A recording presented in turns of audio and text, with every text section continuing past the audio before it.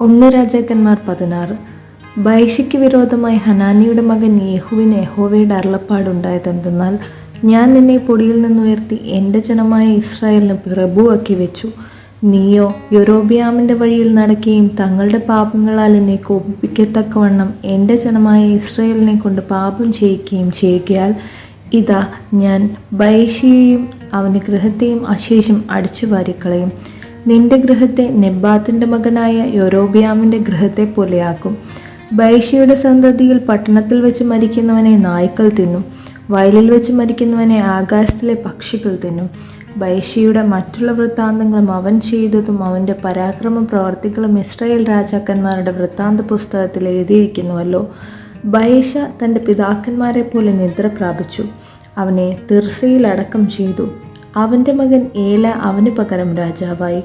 ബയശ യൊരോബെയാം ഗൃഹത്തെ പോലെ ഇരുന്ന് തൻ്റെ കൈകളുടെ പ്രവൃത്തിയാൽ യഹോവയെ ക്രുദ്ധിപ്പിച്ച് യഹോവയ്ക്ക് അനിഷ്ടമായുള്ളതൊക്കെയും ചെയ്യുകയും അവരെ കൊന്നുകളയുകയും ചെയ്തതുകൊണ്ട് അവനും അവൻ്റെ ഗൃഹത്തിനും വിരോധമായി ഹനാനിയുടെ മകനായ യേഹൂ പ്രവാചകൻ മുഖാന്തരം യഹോവയുടെ അരുളപ്പാടുണ്ടായിരുന്നു.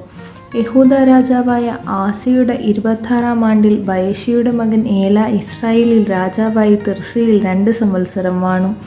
എന്നാൽ രഥങ്ങളിൽ പകുതിക്ക് അധിപതിയായ സിമ്രി എന്ന അവൻ്റെ ഭൃത്യൻ അവന് വിരോധമായി കൂട്ടുകെട്ടുണ്ടാക്കി.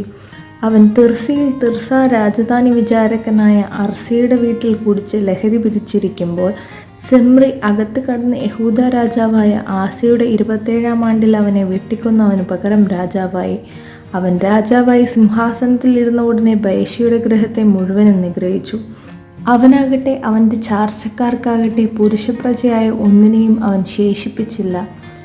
അങ്ങനെ ബയശയും അവൻ്റെ മകൻ ഏലയും തങ്ങളുടെ മിഥ്യാമൂർത്തികളാൽ ഇസ്രായേലിൻ്റെ ദൈവമായ യഹോവയെ കോപിപ്പിച്ചു.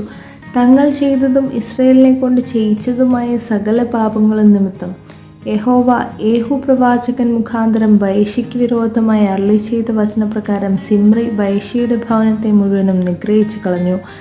ഏലിയുടെ മറ്റുള്ള വൃത്താന്തങ്ങളും അവൻ ചെയ്തതൊക്കെയും ഇസ്രായേൽ രാജാക്കന്മാരുടെ വൃത്താന്ത പുസ്തകത്തിൽ എഴുതിയിരിക്കുന്നുവല്ലോ. യഹൂദ രാജാവായ ആസയുടെ 27-ാം ആണ്ടിൽ സിമ്രി തിർസയിൽ 7 ദിവസം രാജാവായിരുന്നു.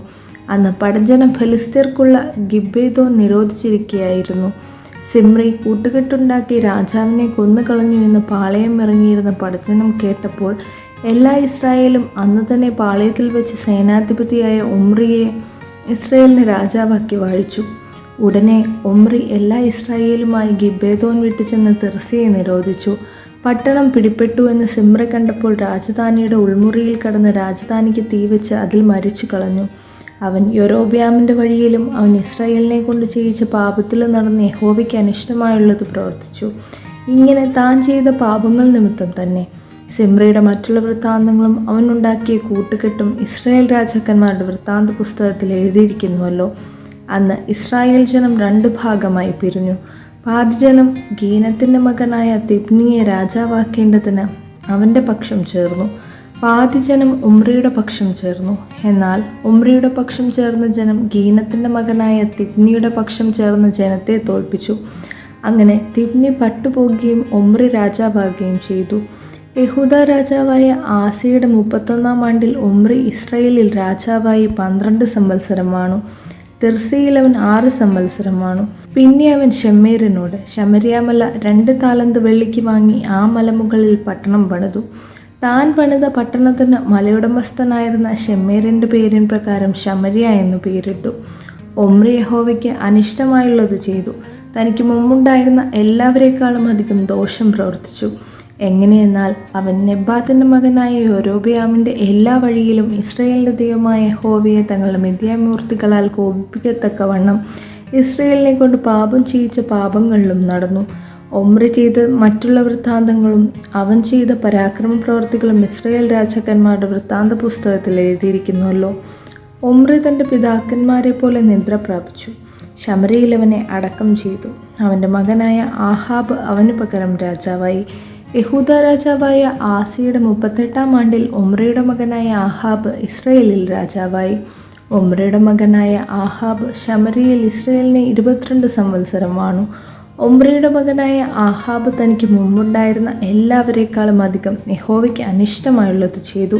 നെബാത്തിൻ്റെ മകനായ യൊരോബിയാമിൻ്റെ പാപങ്ങളിൽ നടക്കുന്നത് പോരാ എന്ന് തോന്നുമാറ് അവൻ സീദോന്യ രാജാവായ എയ്ത് ബാലിൻ്റെ മകളായ ഇസബേലിനെ ഭാര്യയായി പരിഗ്രഹിക്കുകയും ബാലിനെ ചെന്ന് സേവിച്ച് നമസ്കരിക്കുകയും ചെയ്തു. താൻ ശമരിയിൽ പണിത ബാലിൻ്റെ ക്ഷേത്രത്തിൽ അവൻ ബാലിന് ഒരു ബലിപീഠമുണ്ടാക്കി. ആഹാബ് ഒരു അശേര പ്രതിഷ്ഠയും ഉണ്ടാക്കി. അങ്ങനെ ആഹാബ് ഇസ്രായേലിൻ്റെ ദൈവമായ യഹോവയെ കോപിപ്പിക്കത്തക്കവണ്ണം തനിക്ക് മുമ്പുണ്ടായിരുന്ന എല്ലാ ഇസ്രായേൽ രാജാക്കന്മാരെക്കാളും അധികം ദോഷം പ്രവർത്തിച്ചു. അവൻ്റെ കാലത്ത് ബഥേല്യനായ ഹിയേൽ എരിഹോ പണിതു. യഹോവ നൂൻ്റെ മകനായ യോശുവ മുഖാന്തരം അരുളി ചെയ്ത വചനപ്രകാരം അതിൻ്റെ അടിസ്ഥാനമിട്ടപ്പോൾ അവന് അബീറാം എന്ന മൂത്ത മകനും അതിൻ്റെ പടിവാതിൽ വെച്ചപ്പോൾ ഷെഗൂബു എന്ന ഇളയ മകനും നഷ്ടം വന്നു.